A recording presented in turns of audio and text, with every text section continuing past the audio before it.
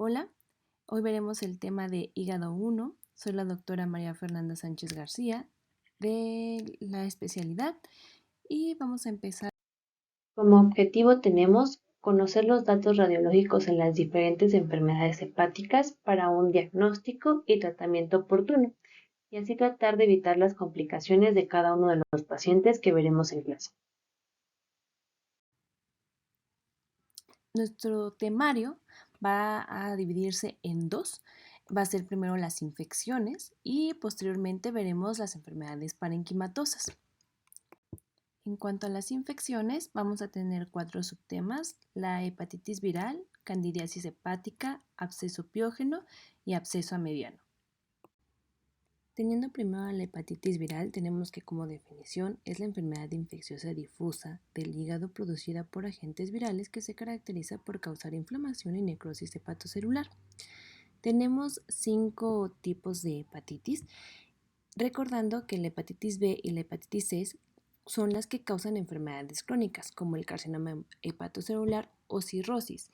La hepatitis de tipo D puede tener coinfección con el tipo B. Les dejo esta tablita en la cual se resumen cada una de las características de cada uno de los virus para que lo puedan revisar con más tiempo.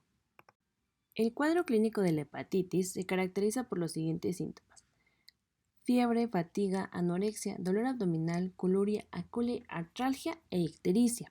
Dentro de la infección por hepatitis vamos a tener 4 fases, en la cual se va a presentar la incubación, la cual va a depender del tipo de virus que tenga el paciente, que puede variar entre 15 a 150 días.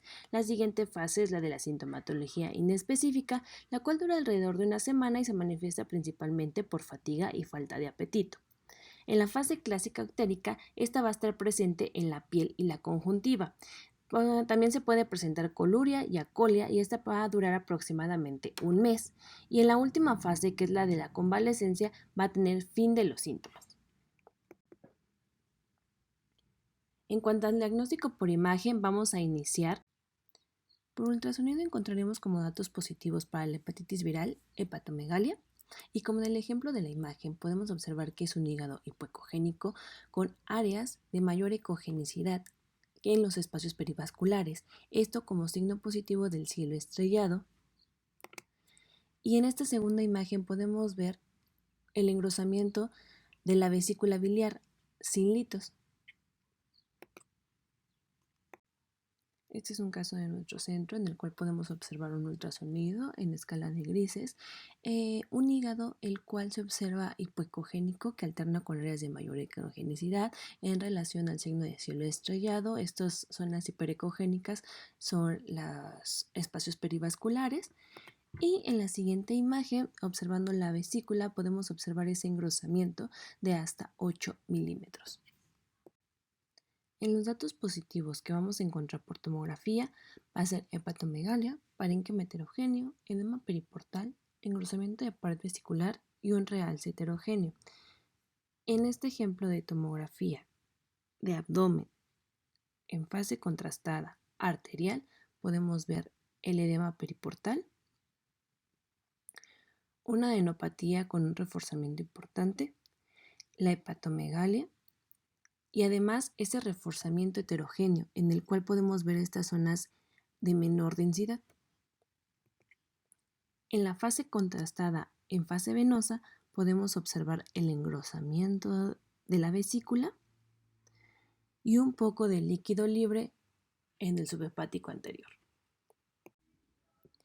En la resonancia magnética podemos observar las zonas de necrosis hepática, las cuales se van a observar hipointensas en T1 e hiperintensas en T2. El edema periportal lo vamos a observar como un halo hiperintenso en T2 e hipointenso en T1, y el engrosamiento de la vesícula biliar. En el ejemplo que tenemos de resonancia magnética de abdomen enfatizada en T2, se observa un marcado engrosamiento de la pared de la vesícula marcado con una flecha y con colapso luminal secundario. A su vez, se observa edema periportal con extensión al ligamento falciforme, señalado con la punta de flecha. Y lo podemos confirmar en esta resonancia magnética en coronal igual enfatizada en T2, en la cual se siguen observando los mismos signos positivos, el engrosamiento de la pared y el edema. El siguiente tema es candidiasis hepática. La candidiasis invasiva va a afectar tanto al hígado como al vaso, y estos pacientes que se van a ver afectados son los que tienen neutropenia, ya sea por alguna condición que tengan neoplasias hematológicas, que sean sometidos a algún trasplante o que tengan algún otro tipo de inmunocompromiso. El cuadro clínico se va a caracterizar por tener fiebre de origen desconocido, dolor en hipocondrio derecho y síntomas gastrointestinales. En los laboratorios van a tener alteraciones de la prueba de las funciones hepáticas, antígeno galactomanano y cultivos negativos en el 50% de los casos.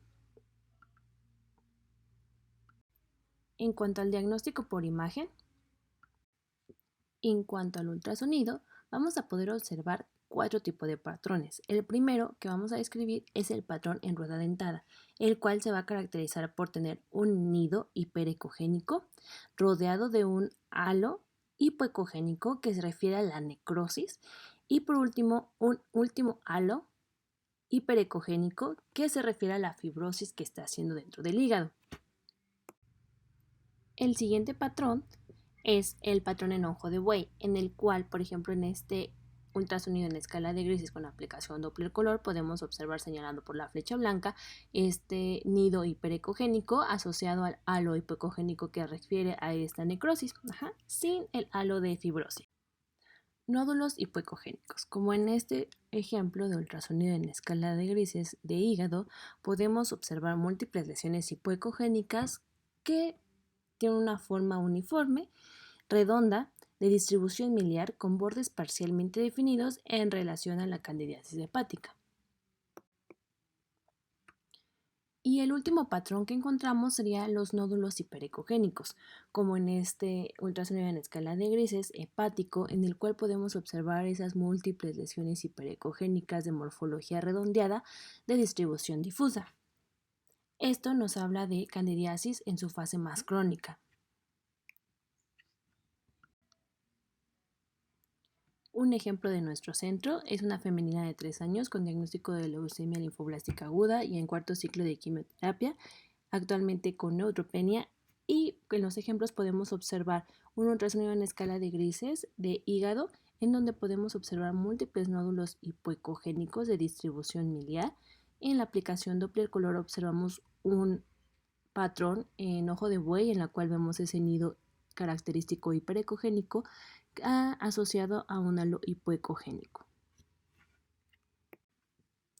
En la tomografía computada podemos observar lesiones redondeadas hipodensas distribuidas en patrón miliar y a la administración de medio de contraste en patrón de rueda en rueda, muy similar al del ultrasonido, como en el ejemplo de la tomografía de abdomen en adquisición transversal en fase contrastada venosa.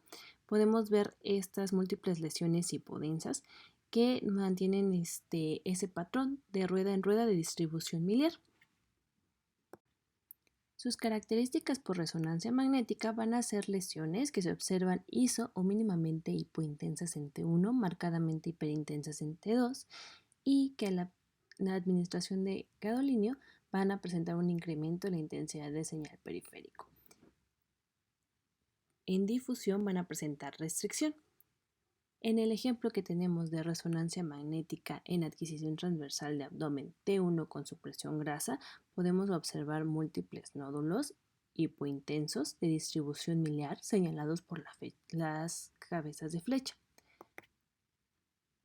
En la siguiente imagen de resonancia igual adquisición transversal en supresión grasa con contraste en fase arterial, las podemos observar como múltiples lesiones nodulares hiperintensas distribuidas de forma miliar. Absceso hepático de tipo piógeno. Tenemos como definición que es la acumulación localizada de pus en el hígado debido a un proceso infeccioso bacteriano con destrucción del parénquima y el estroma hepático.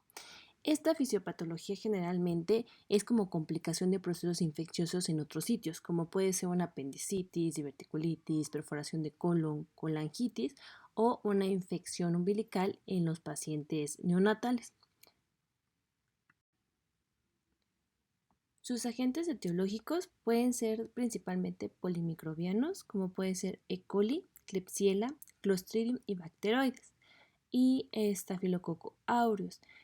Es el tipo de absceso que va a tener mayor prevalencia en los países desarrollados. Sin embargo, van a tener un contexto relacionado con comorbilidades, como puede ser infección en algún otro sitio, enterocolitis, estar inmunodeprimidos, como con diabetes mellitus, con VIH y SIDA, pueden ser pacientes de la tercera edad o en enfermedad renal terminal. En México solamente es la segunda causa. El primero sería el amebiano y supone el 88% de todos los abscesos hepáticos. Su mortalidad va a ser hasta el 15% a pesar del tratamiento, pero también hay que recordar que como se asocia a pacientes con inmunocompromiso, por eso puede incrementar su porcentaje de mortalidad. En cuanto a las características del absceso piógeno, vamos a empezar con su localización, la cual se va a presentar más en el lóbulo derecho hasta en un 65%, lóbulo izquierdo en un 12% y en ambos lóbulos un 23%. La diseminación más común va a ser hematógena y esta se puede presentar ya sea por la vena porta o por las arterias hepáticas.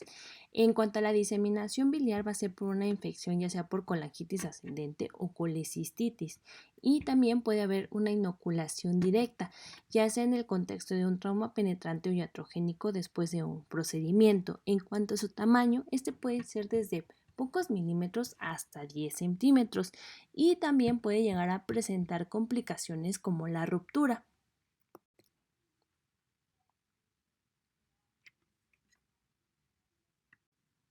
El diagnóstico por imagen.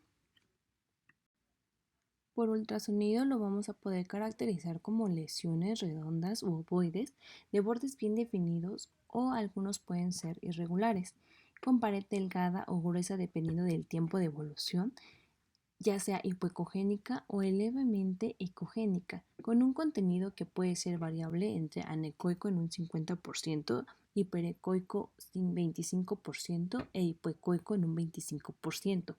En los ejemplos de ultrasonido que tenemos en escala de grises con aplicación Doppler color, podemos observar una lesión hipoecoica señalada por las puntas de flecha, de bordes regulares bien definidos, con un contenido heterogéneo por estas imágenes de mayor ecogenicidad lineales, y a su alrededor presenta un halo de mayor ecogenicidad.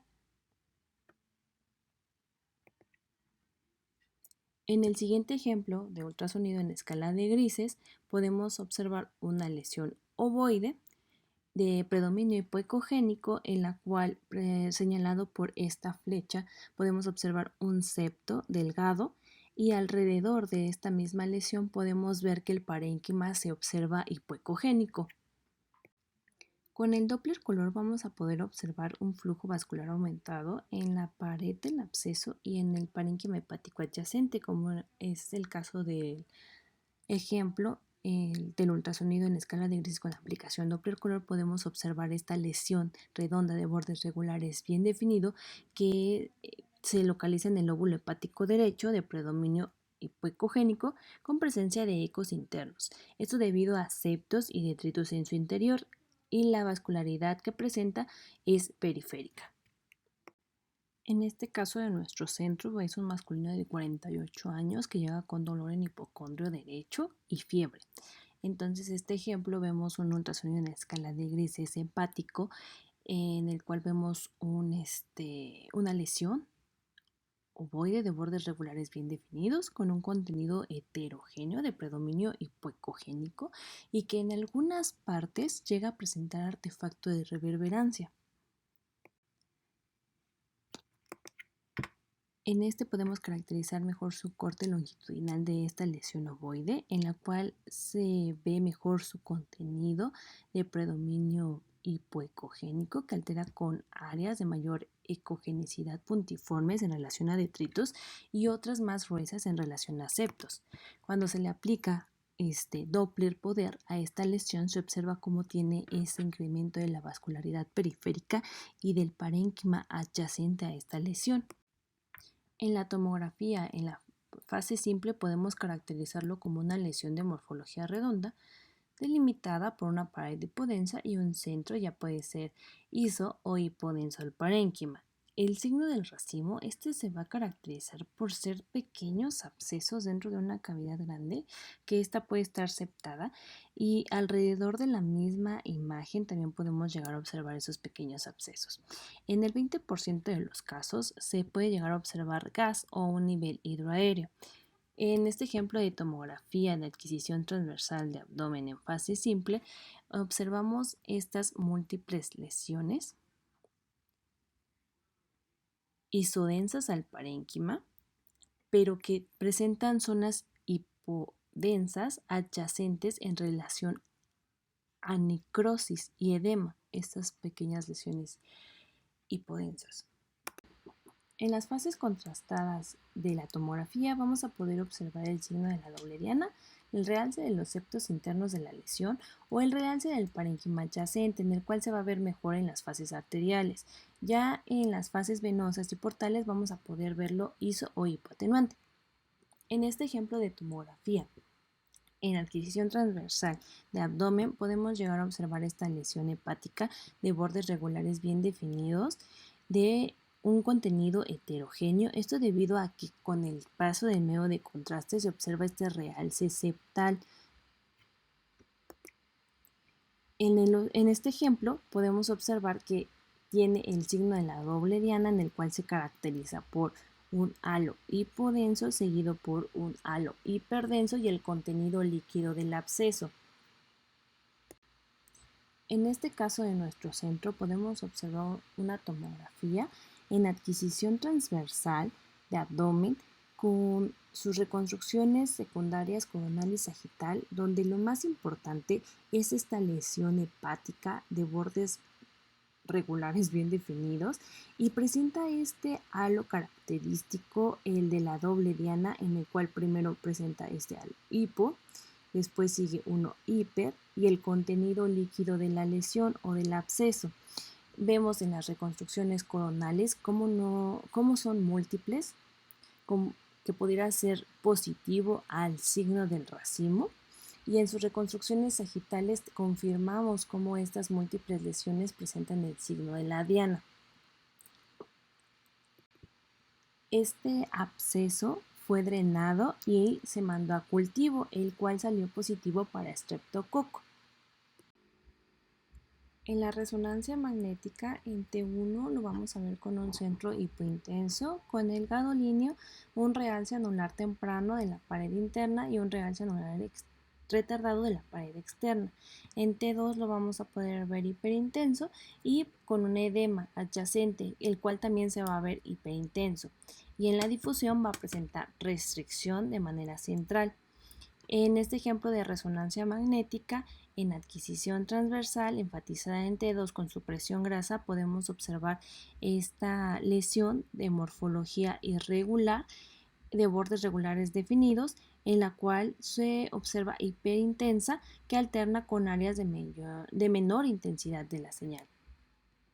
El siguiente ejemplo nos muestra el signo de la diana de un absceso, en el cual el señalado por la cabeza de flecha se observa hipointenso y la capa más externa es hiperintensa. Aquí también hay una ausencia de señal a nivel del cuello de la vesícula en relación a un lito. Entonces, en esta es una fase ya contrastada, en la cual pues se me caracteriza mucho mejor el signo de la diana y el realce primario de la capa interna. El absceso hepático amebiano.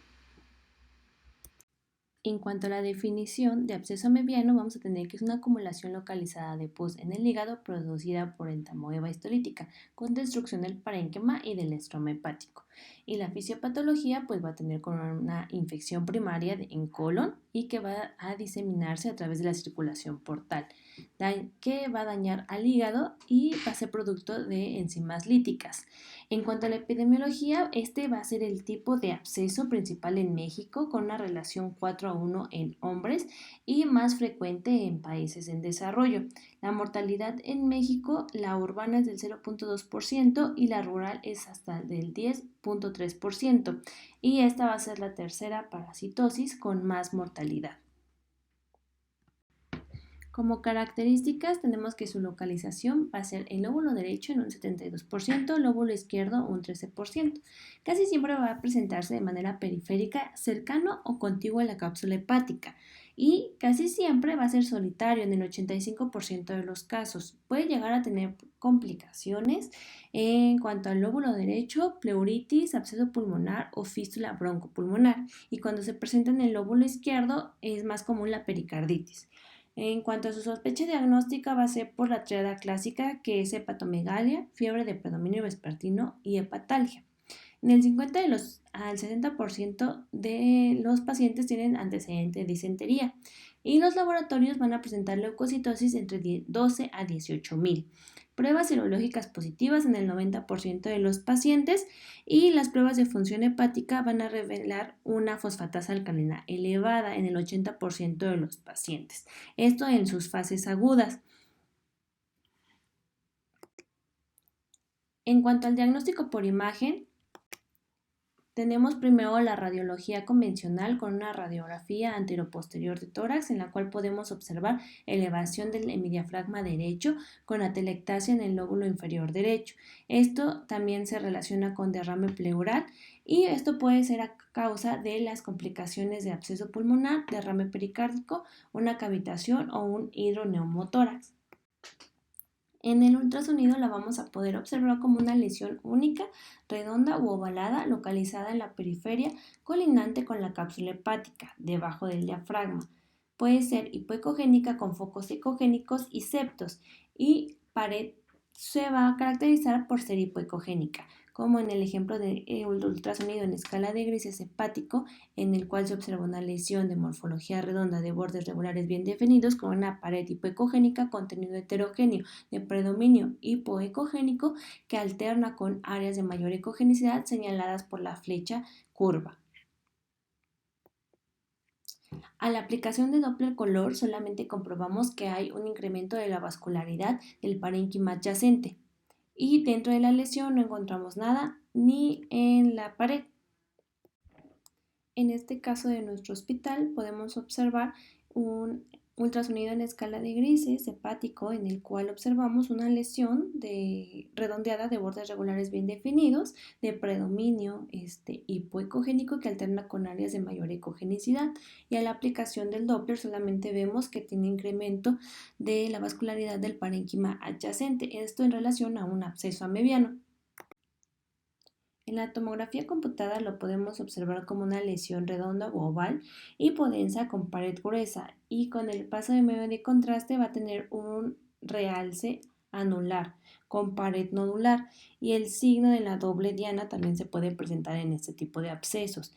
En esta tomografía de adquisición transversal de abdomen en fase contrastada, fase venosa, podemos observar señalado con la flecha negra cómo tiene este realce anular completo, y su contenido es de predominio hipodenso.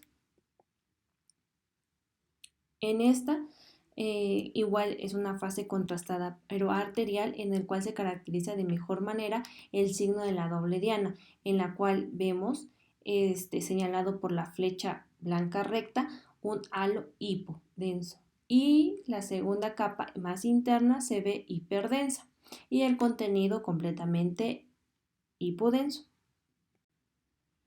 Este caso es el mismo del ultrasonido que había presentado de nuestro hospital, en el cual tenemos la tomografía en adquisición transversal de abdomen y su reconstrucción secundaria coronal en fase contrastada venosa, en la cual podemos ver el absceso del lóbulo hepático izquierdo de morfología redonda de bordes regulares definidos, con su característica de tener el halo hipodenso en la parte más externa y en la parte más interna hiperdenso, con su contenido completamente hipodenso. También tiene algunas áreas de edema del parénquima adyacente, y se confirma con la reconstrucción coronal esta misma morfología. En la resonancia magnética se va a caracterizar por en T1 estar hipointenso, y con el gadolíneo va a presentar un realce anular. T2 se va a presentar hiperintenso rodeado por el edema perilesional, En el ejemplo tenemos un T1 con administración de gadolinio en fase arterial, en el cual señalado por la flecha blanca vemos este realce anular completo.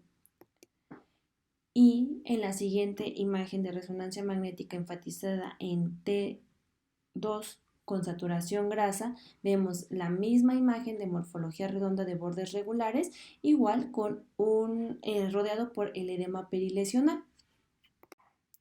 En esta tabla dejo las características de cada uno de los abscesos para su correcto diagnóstico y pues lo pueden checar posteriormente. Aquí están.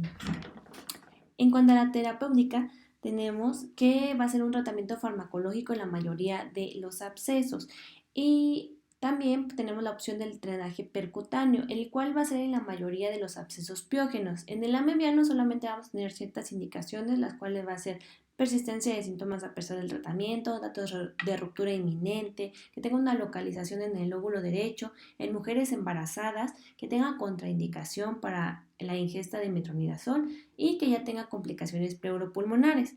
En el ejemplo que tenemos es un ultrasonido en escala de grises con un absceso en el lóbulo hepático del lado derecho de morfología redonda de bordes regulares bien definidos, en el cual se observa un nivel líquido en su interior. Y en la siguiente imagen ya vemos cómo este ya tuvo un drenaje percutáneo y se ve el desplazamiento de la aguja para su drenaje. En esta segunda parte de la exposición veremos la enfermedad parenquimatosa, en primer lugar la esteatosis y segundo la cirrosis. Empezando con la esteatosis hepática. En cuanto a la esteatosis hepática, su definición la vamos a ver como la acumulación excesiva de grasa en el hígado en forma de triglicéridos. Histológicamente, esta infiltración debe ser mayor al 5% de los hepatocitos. Es la principal enfermedad crónica del hígado, hasta en un 75%, con mayor presentación en hombres que en mujeres. Y esta va a ser un factor de riesgo independiente para enfermedad cardiovascular y contribuye a la aparición de diabetes mellitus tipo 2. Entonces, la estetosis simple la vamos a entender como esa acumulación excesiva de grasa y esta se puede llegar a transformar en esteatohepatitis, que esta sería una complicación necroinflamatoria de la estetosis hepática persistente. Y esta va a constituir la principal vía por la cual la estetosis hepática puede progresar a cirrosis. Esto solamente se va a presentar en el 5% de las estetosis simples y 7% de los pacientes que ya tienen esteatohepatitis van a desarrollar cáncer a los 10 años. En cuanto a la fisiopatología, vamos a tener la hipótesis del doble impacto, en el cual primero va a aparecer la resistencia a la insulina, lo cual va a incrementar la lipólisis y esto a su vez va a incrementar mayor flujo de ácidos grasos libres hacia el hígado.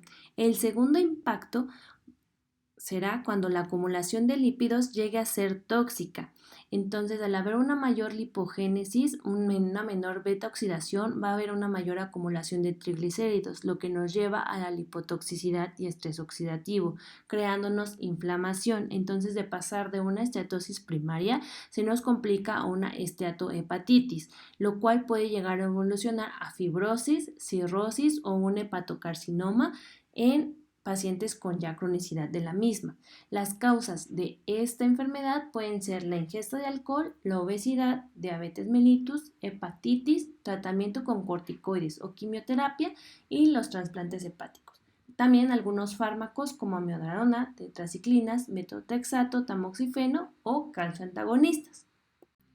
El cuadro clínico vamos a tener de 50 a 75% de pacientes asintomáticos al diagnóstico y estos pueden llegar a tener síntomas inespecíficos como malestar general, dolor en el hipocondrio derecho y también va a presentar hepatomegalia. El 80% van a presentar con pruebas de funcionamiento hepático normales con leve aumento de las transaminasas y pueden llegar a tener proteína C reactiva. En el diagnóstico por imagen, en el ultrasonido vamos a observar el aumento de la ecogenicidad hepática con una mala delimitación de la arquitectura hepática, pérdida de la definición del diafragma. parénquima hepático de mayor ecogenicidad que el vaso y que la corteza renal, como en el ejemplo del ultrasonido en escala de grises hepático, en el cual vemos este incremento de la ecogenicidad, en la cual vemos una disminución en la visualización de las estructuras vasculares más periféricas y solamente logrando visualizar los vasos más grandes. En esta comparativa de hígado-vaso vemos cómo se observa el parénquima hepático de mayor ecogenicidad que la corteza renal. En el ultrasonido podemos llegar a clasificarlo como leve, moderado y grave. El leve vamos a tener estructuras vasculares bien definidas con únicamente aumento de la ecogenicidad hepática, como en este caso que vemos solamente el incremento de la ecogenicidad hepática en relación al vaso, pero se llegan a percibir perfectamente las estructuras vasculares en su interior. La moderada, en la cual ya hay una disminución de las paredes venosas periféricas y del diafragma, como en este ejemplo. No vemos ni el diafragma y empezamos a ver una disminución de las paredes venosas. Y en la grave ya no es posible visualizar el diafragma y solamente es posible visualizar las paredes de la vena porta central. Y en esta imagen pues podemos llegar a ver la comparativa con el riñón, en la cual pues sí se ve muy incrementado la ecogenicidad hepática y ya no vemos de estructuras vasculares. Justo este corte no se ve la porta, pero sería el único vaso que podríamos caracterizar en esta fase de la cronicidad. En la tomografía computada en fase simple vamos a encontrar un hígado mínimo 10 unidades menores al vaso, un hígado con densidad menor a 40 unidades Hounsfield, vasos intrahepáticos hiperdensos en relación al parénquima, en una fase contrastada portal un hígado con menos de 36 unidades Hounsfield respecto al vaso. En esta imagen de tomografía de abdomen en fase contrastada con fase portal y con contraste vía oral podemos observar la diferencia que tenemos entre la densidad hepática de 15 unidades y del vaso de 40 unidades.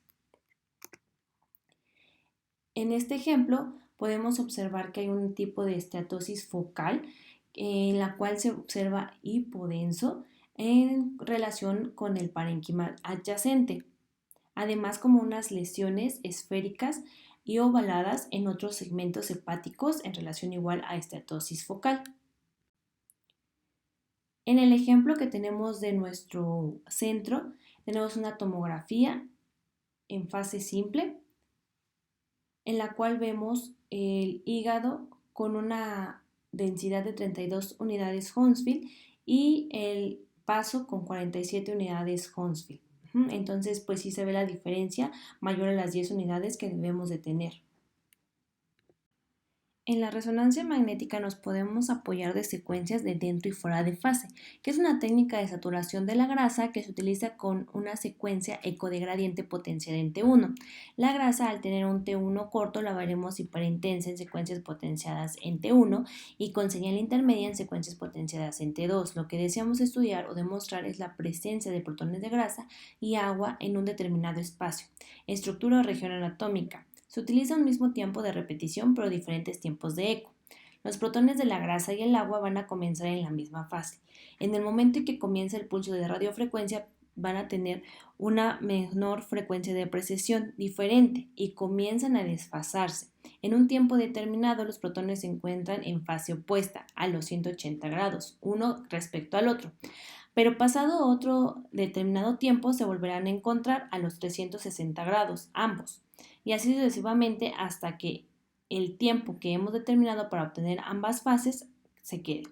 Cuando decimos que las secuencias se encuentran en fase, significa que tanto la intensidad de la grasa como la del agua se suman. Y cuando decimos que la secuencia se encuentra en fuera de fase, la intensidad de la grasa y del agua se restan, produciendo una pérdida de la señal de los voxeles que contienen grasa y agua. Estas secuencias nos permiten detectar lesiones que muestren grasa coexistiendo con agua, es decir, que presenten grasa microscópica. Entonces, en una resonancia con T1 en fase con eco de gradiente vamos a ver un hígado con señal aumentada respecto al vaso. En T1 en fuera de fase en eco de gradiente vamos a encontrar una disminución o pérdida de la señal y el STIR nos va a presentar zonas hipointensas. En el ejemplo de resonancia que tenemos es una adquisición coronal en T1 con eco de gradiente en fuera de fase, que va a mostrar una pérdida de la intensidad de la señal en las regiones que rodean las venas hepáticas, señaladas por las flechas blancas. Esto en relación a zonas de infiltración grasa. En la siguiente resonancia, que está en fase, podemos observar que el hígado se ve con una intensidad de señal homogénea. Sin embargo, al verla fuera de fase, vemos esta zona geográfica de esteatosis con menor intensidad de señal en relación al parénquima adyacente. En la estatosis vamos a tener diferentes tipos de patrones. Primero tenemos el difuso y como ejemplo tenemos esta resonancia magnética en fuera de fase con disminución de la intensidad de señal de forma difusa. La deposición difusa de grasa en el hígado es el patrón más frecuente y la afectación hepática suele ser homogénea. El siguiente patrón es la focal, en la cual esta es la deposición focal de grasa que ocurre de manera característica en áreas específicas y se ha atribuido a una circulación venosa variable, como el drenaje venoso gástrico anómalo. En esta tomografía, en adquisición transversal con contraste en fase arterial, muestra regiones hipoatenuantes de acumulación de grasa focal adyacentes a los ligamentos falciformes y venosos y de la porta hepática. Y adyacentes al ligamento falciforme. El patrón multifocal se caracteriza por tener múltiples focos que dispersos en ubicaciones atípicas por todo el hígado. Estos focos pueden ser redondos u ovalados y se asemejan a nódulos verdaderos, como en el ejemplo de resonancia magnética en fuera de fase, en la cual se observan múltiples lesiones redondas hipointensas en relación a depósito multifocal de la grasa. El patrón perivascular, este patrón se caracteriza por halos de grasa que rodean las venas hepáticas, la vena porta o tanto la hepática como la porta. Esta es una configuración similar al tranvía tubular o un anillo redondo para los vasos en un curso perpendicular al plano de la imagen.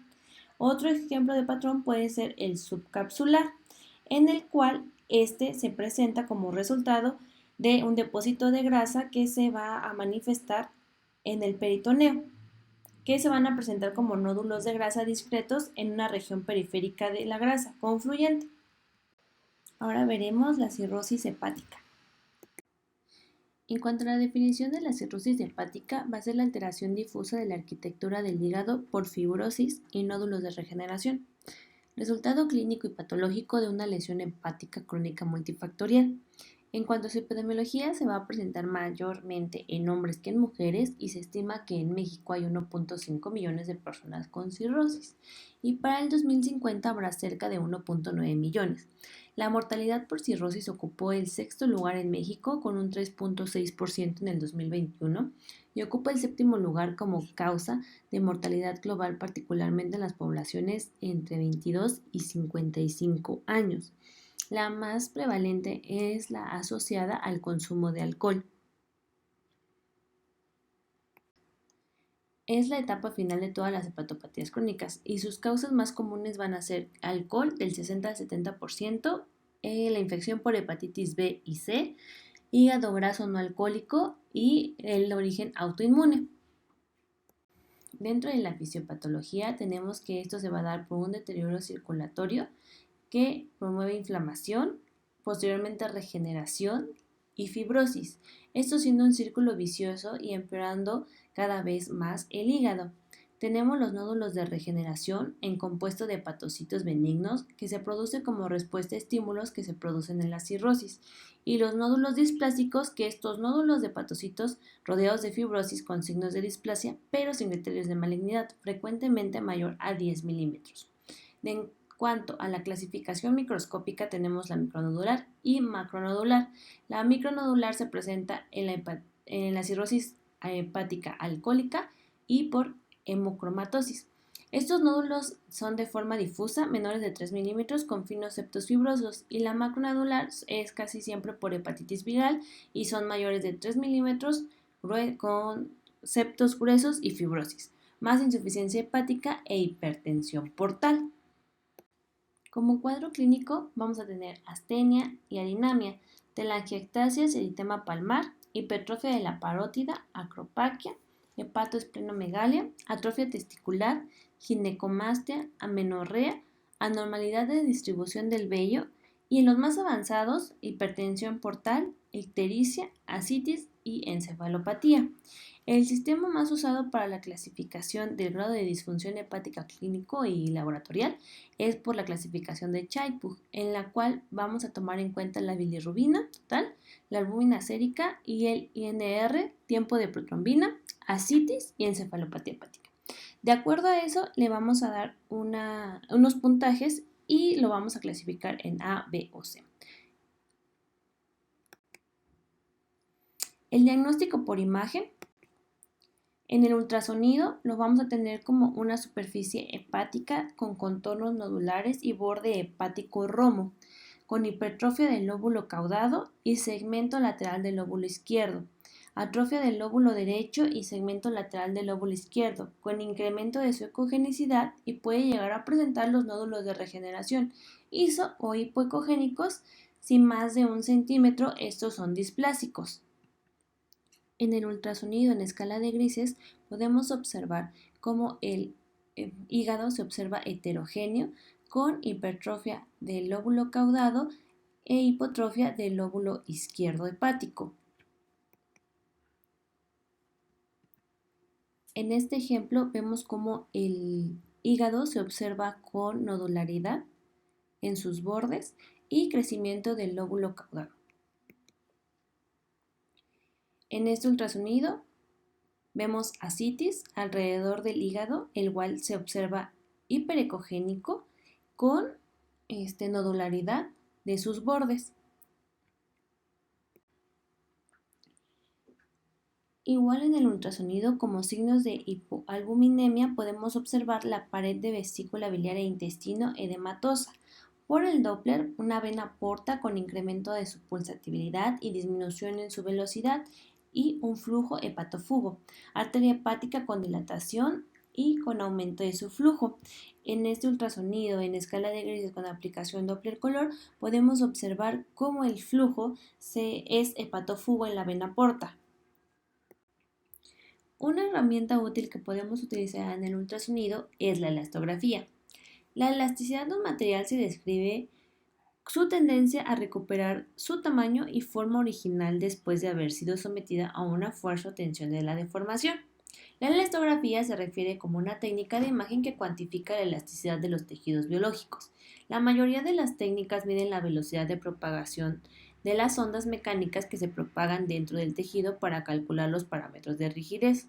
Un tejido más rígido persiste la deformación y da como resultado una propagación más rápida de las ondas mecánicas, de tal forma que la velocidad de propagación de la onda es directamente proporcional a la rigidez del tejido. En el hígado se puede utilizar la elastografía transitoria unidimensional, que es capaz de medir 1 centímetro de ancho y 4 centímetros de largo, con una profundidad de la medición entre 2 a 6 centímetros por debajo de la superficie de la piel. Se prefieren las mediciones del lóbulo hepático derecho obtenidas por medio de los espacios intercostales para evitar la comprensión inadvertida del tejido hepático. Se seleccionan secuencialmente un total de 10 a 12 ROIs en los cuales se van a colocar entre 2 y 7 centímetros de la cápsula hepática e incluyen solo el parenquima hepático y los valores normales son entre 2 a 7 kilopascales. El primer ejemplo que tenemos en pantalla es el de una mujer de 23 años con elevación de las enzimas hepáticas sin otros factores de riesgo. Por los valores obtenidos se considera una paciente con bajo riesgo. El resultado de patología fue de cetosis leve. En el segundo ejemplo es un varón de 23 años con sospecha de cirrosis hepática e hipertensión portal. Por los valores obtenidos se considera un paciente con riesgo moderado de fibrosis clínicamente significativa y el resultado de patología fue concordante con cambios por fibrosis sinusoidal mínima, sin evidencia de cirrosis ni enfermedad necroinflamatoria. Y el último ejemplo es un masculino de 45 años con hepatopatía en estudio. Por los valores obtenidos se considera un paciente con riesgo alto de fibrosis clínicamente significativa. El resultado de patología fue de enfermedad necroinflamatoria crónica en estadio de cirrosis temprana. Entonces aquí vemos la correlación de la elastografía con su resultado histopatológico de acuerdo a la rigidez que tiene el hígado. Por tomografía vamos a encontrar datos similares a los observados por ultrasonido y vamos a poder diferenciar los nódulos de regeneración, los cuales en fase simple se van a ver hiperdensos, en fase arterial y portal isodensos, pareciera que desaparecen. En los nódulos displásicos vamos a encontrar en la fase simple mayores a 1 centímetro hiperdensos y menores a 1 centímetro isodensos. En la fase arterial con un realce nodular homogéneo y en la fase portal son isodensos.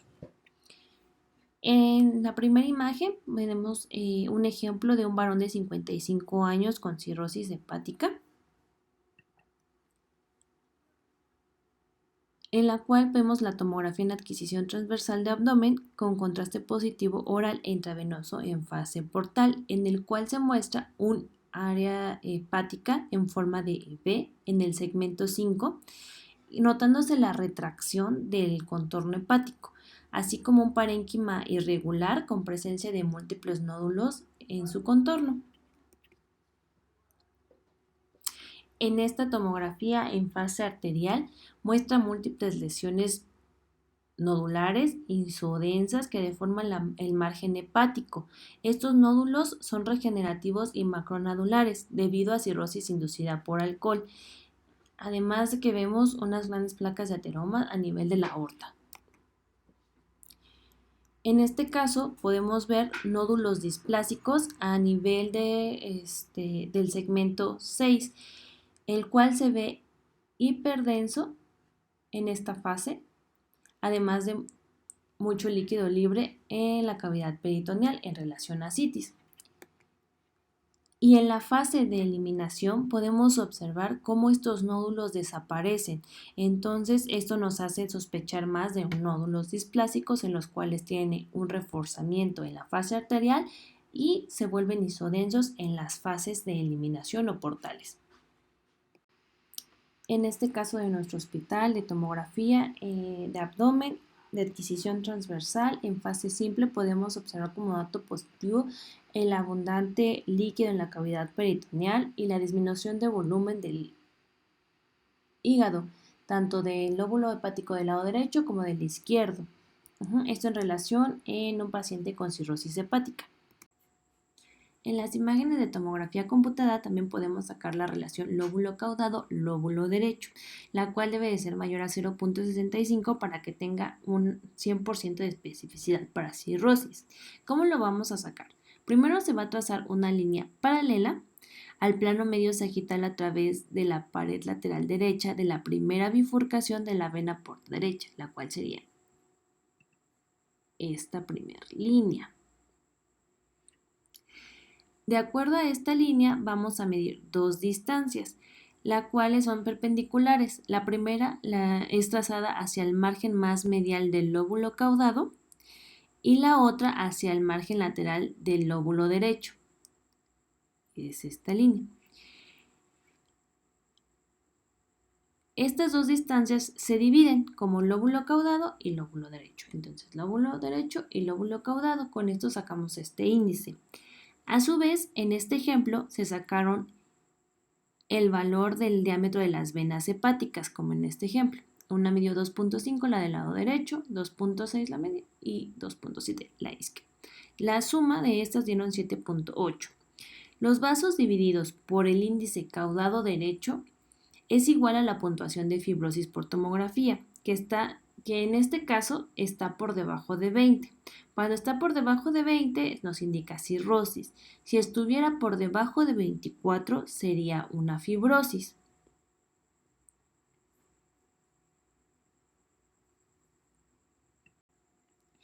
Igual tenemos otros datos mucho más específicos como el diámetro del segmento 4 que debe ser menor al 30 milímetros, el cual tiene una sensibilidad del 74.2% y especificidad del 100%.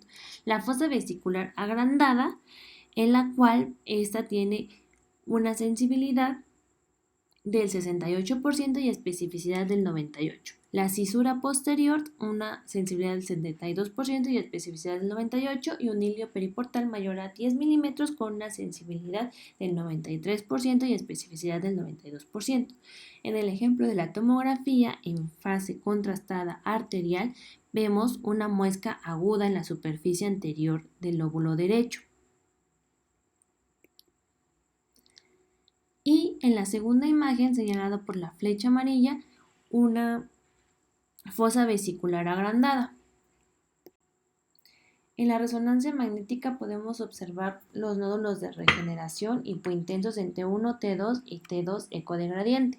Los nódulos displásicos en T1 se van a ver hiperintensos y en T2 hipointensos, y la fibrosis se va a ver en T1 hipointensa y en T2 hiperintensa.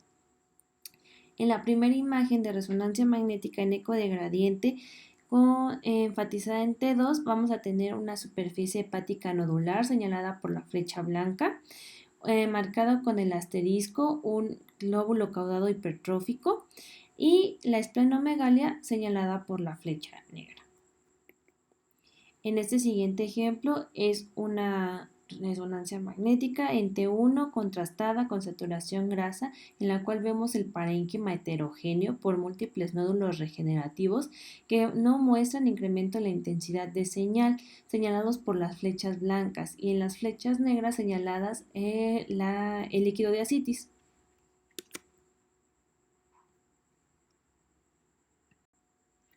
En la resonancia magnética también tenemos la elastografía, la cual se va a tratar de una transmisión de ondas longitudinales de baja frecuencia, aproximadamente 65 Hz, por medio de un instrumento colocado sobre la pared costal frente al hígado. Estas ondas longitudinales van a penetrar el hígado y van a transformarse en ondas transversales llamadas de corte o de cizalladura, lo que se propaga en el parénquima hepático y son calculadas por el módulo de cizalladura y nos da estas imágenes. La primera imagen, la A, esta es una imagen llamada de referencia en escala de grises y con baja resolución, que sirve únicamente para seleccionar las áreas del parénquima hepático que queremos medir. La segunda imagen, esta corresponde a un mapa de ondas de color y en movimiento que muestra el avance de las ondas del tejido hepático. La tercera, este es un elastograma en el cual es un mapa de color de la dureza del hígado. Se debe de adjuntar con cada elastograma el tipo de colores que se utilizan de acuerdo al equipo. Hay algunos que se van acercando hacia lo más blando, que sean colores más fríos, y hacia lo más rígido, colores más calurosos, como en este caso el color rojo. Y en la cuarta imagen, el software de elastografía genera una cuarta imagen, llamada imagen de confianza, que permite delimitar las zonas del hígado en las cuales se puede realizar una medición confiable. Por lo general se dibuja un ROI en cada una de las 4 imágenes y se informa la rigidez media. Las áreas de baja confianza estadística también suelen excluirse de la medición informada. Entonces tenemos dos tipos de medidas, que puede ser la cualitativa y la cuantitativa. La cuantitativa cuando ponemos nuestro ROI y la cualitativa cuando vemos por el mapa de color la rigidez del hígado. El hígado normal debe de ser blando y elástico con una dureza promedio de 2 a 2.44. Aquí lo pusieron como menor a 2.5 normal y en de 2.5 a 2.9 como normal o con una inflamación crónica. Y con estadio de fibrosis de 1 a 2 con 2.9 a 3.5 y de 3.5 a 4.0 en un estadio 2 a 3 y de 4.5 a 5 un estadio 3 a 4 y más de 5 estadio 4 para cirrosis o fibrosis. Vamos con la hipertensión portal, el último tema de esta exposición. La hipertensión portal la vamos a definir como una presión venosa mayor a 5 milímetros de mercurio. Esta se va a hacer significativa cuando es mayor a 10 milímetros y vamos a tener que la fisiopatología va a ser una presión portal es igual a flujo sanguíneo por la resistencia, y en el caso de la hipertensión portal se produce por un incremento de la presión en el árbol portal por dos factores primordiales: resistencia en su paso por el hígado, incremento en el volumen flujo minuto sobrepasando la capacidad normal del hígado para el manejo de un superávit de volumen, el incremento de la resistencia portal vascular al flujo, que incrementa la presión portal. Esto va a reducir el pasaje efectivo de la sangre a través del hígado y va a propiciar una búsqueda de la fuga o de este volumen retenido, creando nuevas rutas. En este caso serían las colaterales.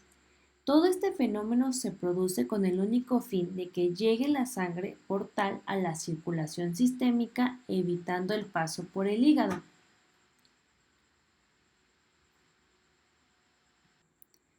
Desde el punto de vista clínico, las colaterales venosas de mayor importancia son las varices esofágicas y paraesofágicas, por el riesgo de hemorragia digestiva. Ambas reciben flujo proveniente de la vena gástrica izquierda, la cual se divide en ramas anteriores para suplir a las varices esofágicas y ramas posteriores para las paraesofágicas. De acuerdo al gradiente de presión venosa hepática vamos a poder tener ciertas complicaciones. Lo normal, como ya había comentado, va a ser menor a 5 milímetros.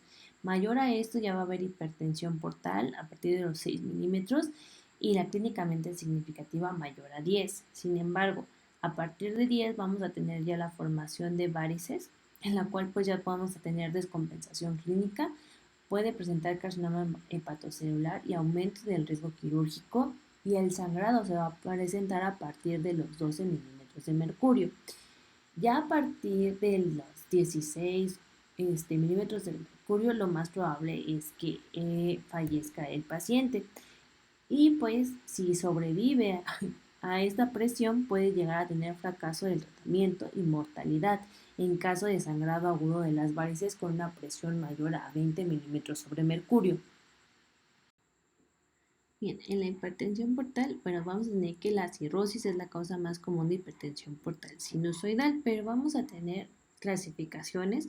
En este caso vamos a ver la primera, que es la clasificación de hipertensión portal basada en consideraciones anatómicas, la cual sería la prehepática, en la cual vamos a tener causas a nivel de la vena porta, de la vena esplénica, como trombosis, fístula arteriovenosa esplánica, esplenomegalia y debido a otras enfermedades sistémicas.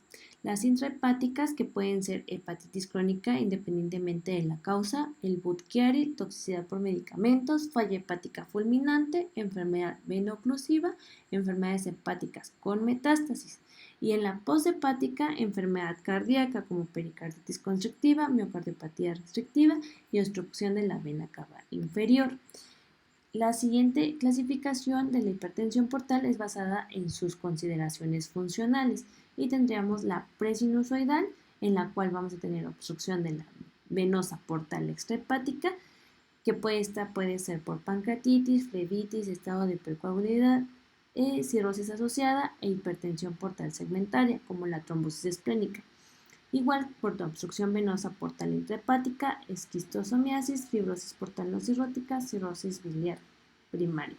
Y en cuanto a la hipertensión portal no cirrótica sinusoidal, la más común va a ser por hepatitis aguda, por toxicidad por vitamina A, intoxicación, toxicidad por vinilcloruro, y la hipertensión portal postsinusoidal por enfermedad veno-oclusiva, Budd-Chiari, pericarditis constrictiva o alguna miocardiopatía restrictiva. En 1980 se desarrolla la clasificación de hipertensión portal tomando en cuenta la determinación de la conducta hemodinámica durante la toma de biopsia transyugular. Entonces se llegó a la presinusoidal, en la cual es y extrahepático por ramas intrahepáticas de la vena porta, vena esplénica, vena mesentérica y rama de la arteria hepática. La sinusoidal se va a presentar por los sinusoides y el espacio portal, y la postsinusoidal por la vena cava inferior, vena suprahepática y vena hepática terminal. En cuanto al cuadro clínico que vamos a tener en los pacientes con hipertensión portal es hepatoesplenomegalia, ascitis, encefalopatía hepática, circulación colateral y sangrado por varices esofágicas. Esto ya relacionándolo con la tabla anterior de acuerdo al nivel de presión que tengan. En el diagnóstico por imagen, en ultrasonido por escala de grises vamos a encontrar alteración difusa de la ecotextura hepática con o sin discreto aumento de la ecogenicidad, irregularidad de los contornos hepáticos, ascitis, redistribución del volumen hepático, con una disminución del lóbulo derecho y segmento medial del lóbulo izquierdo, e hipertrofia del lóbulo caudado y del segmento lateral del lóbulo izquierdo, además de esplenomegalia. Entonces, en los ejemplos que tenemos de ultrasonido en escala de grises, podemos observar un incremento del diámetro longitudinal del vaso hasta de 150 milímetros. Y en la imagen inferior vemos cómo el hígado se encuentra de unos bordes prácticamente lobulados, disminución de su tamaño y una ecotextura hepática incrementada en su ecogenicidad. En el ultrasonido con Doppler podemos observar ya sea el incremento del diámetro de la vena porta mayor a 1.3 centímetros, como en nuestra imagen A en escala de grises vemos un diámetro de la vena porta de 1.6 centímetros. El diámetro de la vena esplénica o mesentérica mayor a 1 centímetro, ausencia de cambios en el diámetro espleno-porta con la inspiración profunda, velocidad media porta menor a 12 centímetros. En nuestro ejemplo del lado B vemos como este espectro de la vena porta tiene una velocidad de 14.6 centímetros, un índice congestivo mayor a 0.12 centímetros por segundo, inversión del flujo portal, colaterales portosistémicas, como en el ejemplo de la imagen D, en la cual podemos observar varias colaterales. La vena coronaria mayor a 0.6 centímetros, una vena paraumbilical mayor a 0.3 centímetros y esplenomegalia, diámetro cefalocaudal mayor a 13 centímetros. Y en esta imagen de la C podemos observar el signo del renacuajo, en la cual hay una dilatación de la vena gástrica izquierda mayor a 6 centímetros y la inversión del flujo hepatofugo. En la tomografía también podemos ver como datos positivos una vena porta mayor a 13 milímetros, recanalización de la vena paraumbilical, vasos colaterales portosistémicos, varices esofágicas, esplenomegalia y ascitis. En este primer ejemplo de tomografía, en una reconstrucción secundaria sagital de abdomen, señalado con la flecha roja, vemos unas varices paraesofágicas que se ven de morfología tortuosa a nivel del esófago distal que comunican con la vena porta a través de la vena gástrica izquierda. En esta segunda imagen de adquisición transversal en fase contrastada, fase arterial, y parece que tiene una reconstrucción de máxima intensidad, vemos la repermeabilización de la vena umbilical con un hígado pequeño, heterogéneo, con bordes nodulares y con signos de hipertensión portal, destacando una importante cantidad de líquido en la cavidad peritoneal en relación a ascitis. En este último ejemplo de una tomografía en adquisición transversal con medio de contraste en fase venosa, podemos observar múltiples trayectos vasculares posteriores al corazón dependientes del esófago en relación a varices esofágicas. Como conclusiones, debemos de conocer los patrones de las enfermedades infecciosas hepáticas y así podemos disminuir el tiempo para un abordaje específico. Debemos de tener la adecuada estratificación de la estatosis hepática, esto para favorecer el diagnóstico y tratamiento oportuno y evitar su progresión a complicaciones como la cirrosis y el carcinoma. También es importante identificar los cambios por imagen que se presentan en la hipertensión portal para evitar las complicaciones y disminuir la mortalidad.